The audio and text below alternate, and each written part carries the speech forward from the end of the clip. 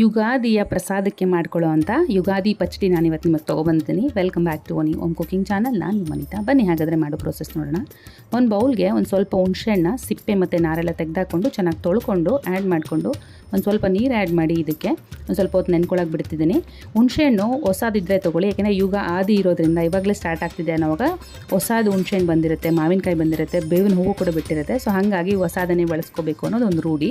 ನಂತರ ಬೇವಿನ ಹೂವನ್ನು ಈ ರೀತಿಯಾಗಿ ಒಂಚೂರು ಒಸುಕೊಂಡ್ರೆ ಇದರಲ್ಲಿರುವಂಥ ಎಲೆದು ಕಾಂಡ ಇರುತ್ತಲ್ಲ ಅದೆಲ್ಲ ಬಿಟ್ಕೊಳ್ಳುತ್ತೆ. ನಂತರ ಅದನ್ನೆಲ್ಲ ತೆಗೆದು ಸೈಡಿಗೆ ಎತ್ತಿಟ್ಕೋಬೇಕಾಗತ್ತೆ. ಬರೀ ಹೂವು ಮಾತ್ರ ನಾವು ಬಳಸ್ಕೋಬೇಕಾಗತ್ತೆ.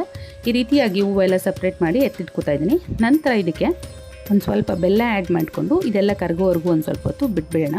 ಒಂದು ಸ್ವಲ್ಪ ಹೊತ್ತು ಆಗಿದೆ, ಬೆಲ್ಲ ಎಲ್ಲ ಕರಗಿದೆ. ಸೊ ಈ ಸ್ಟೇಜಲ್ಲಿ ನಾನು ಹುಣಸೆಹಣ್ಣ ಚೆನ್ನಾಗಿ ಹಿಂಡ್ಕೊಂಡು ಹುಣಸೆಹಣ್ಣೆಲ್ಲ ತೆಗೆದಾಕೋತಾ ಇದ್ದೀನಿ. ಇದಕ್ಕೆ ಒಂದು 6 ರುಚಿ ಇರುತ್ತೆ: ಸಿಹಿ, ಕಹಿ, ಒಗರು ಮತ್ತು ಸ್ವೀಟು, ಉಪ್ಪು ಮತ್ತು ಮಾವಿನಕಾಯಲ್ಲಿ ಒಂಥರ ಟೇಸ್ಟ್ ಇರುತ್ತೆ. ಯಾಕಂದರೆ ಪಿಂಜಿ ಯೂಸ್ ಮಾಡಬೇಕು, ಅದನ್ನು ತುಂಬ ಸ್ವಲ್ಪ ಕಾಯಾಗಿರೋದನ್ನ ಬಳಸ್ಕೊಳ್ಳೋ ಒಂಥರ ಡಿಫ್ರೆಂಟ್ ಟೇಸ್ಟ್ ಇರುತ್ತೆ. ಸೊ ಅದನ್ನೇ ಬಳಸ್ಕೊಳ್ಳಿ. ಈ 6 ರುಚಿ ಇರುತ್ತೆ ಇದಕ್ಕೆ. ಜೊತೆಗೆ ಮೆಣಸು ಪೌಡರ್ ಆ್ಯಡ್ ಮಾಡಿಕೊಂಡು ಒಂದು ಸ್ವಲ್ಪ ಬೇವಿನ ಹೂವು ಕೂಡ ಆ್ಯಡ್ ಮಾಡ್ಕೊತಾ ಇದ್ದೀನಿ. ಮೆಣಸು ಯಾಕೆ ಅಂತಂದರೆ ಖಾರಕ್ಕೆ ಡಚ್ಚವ್ರು ಬರೋದಕ್ಕಿಂತ ಮುಂಚೆ ಭಾರತದಲ್ಲಿ ಮೆಣಸಿನಕಾಯಿ ಗೊತ್ತಿಲ್ಲ, ಓನ್ಲಿ ಮೆಣಸು ಗೊತ್ತು. ಸೊ ಹಾಗಾಗಿ ಮೆಣಸನ್ನೇ ಆ್ಯಡ್ ಮಾಡ್ಕೊತಾ ಇದ್ದೀನಿ.